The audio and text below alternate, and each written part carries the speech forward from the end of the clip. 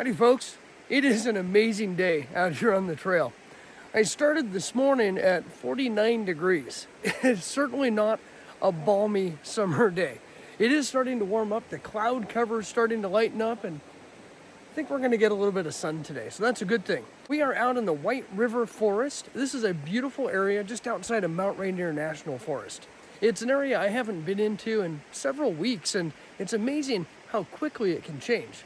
For example, right over here is our trail. Now, the last time I was out here, this was a wide open, easily accessible trail. Well, nature has taken over.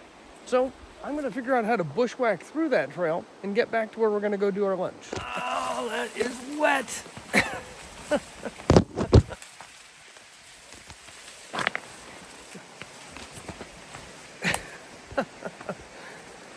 Not very graceful, but I made it. Whew. So, just around the bend, we're going to cross over the river and set up camp. And it might not look like it with how wet everything is, but we are still in the heart of wildfire season, which means there is a forest-wide ban on any open fires.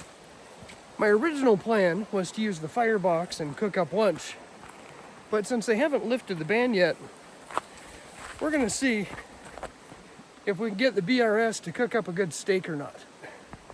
Never tried this before, so it'll be an experiment.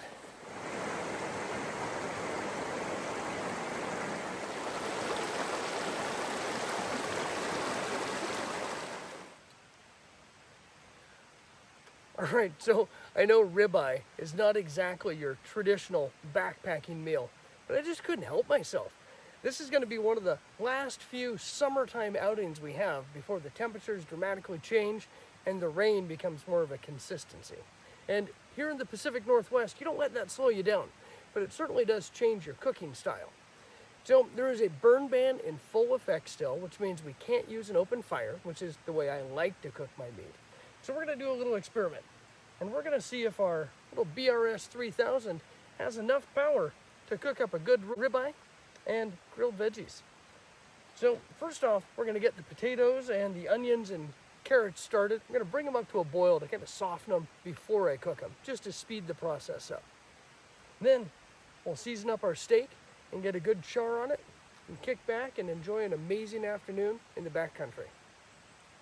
For steak seasoning, this is just a nice Northwest blend of salt and pepper, some steak seasonings. And I'll liberally put that on there and give it a chance to slowly marinate.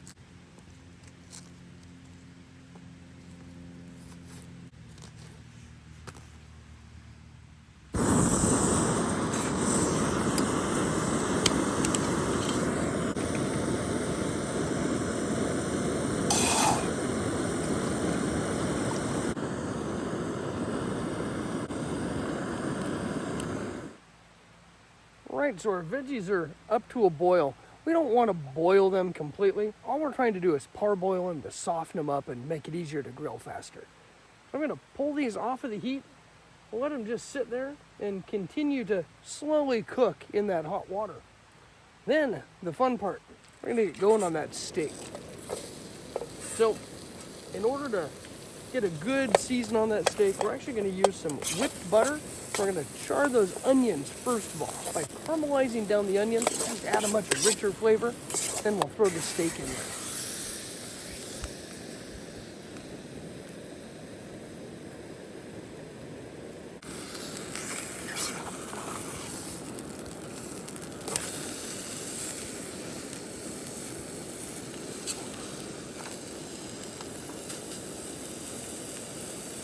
That steak smells amazing. Might be a little big for my pan, but oh well, it's not going to be too big for my appetite.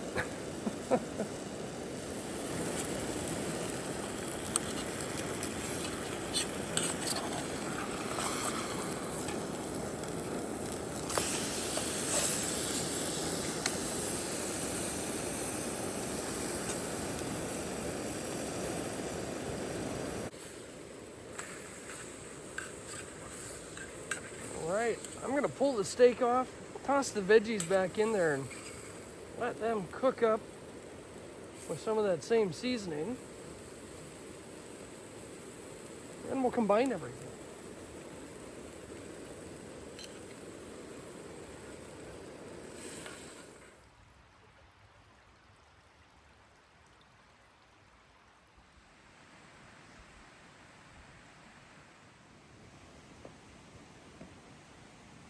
So the vegetables are finally done, and our steak's been resting for about 5 minutes. So I'm going to combine everything, kick back, relax, and have a great lunch. I think my shoes and socks are almost dry. It was an incredibly wet hike in here, and not because I slipped in the river like I normally do. Just there's so much moisture on the ground. We had a great rainfall over the weekend, which brought in a good inch of rain. Not enough to stop the wildfires, but definitely enough to start heading off some of the season. But because of that, I'm hanging out in my bare feet, letting nature do its work on my gear, and hopefully by the time it's ready to hike back to the car, I'll have some nice warm socks to put on.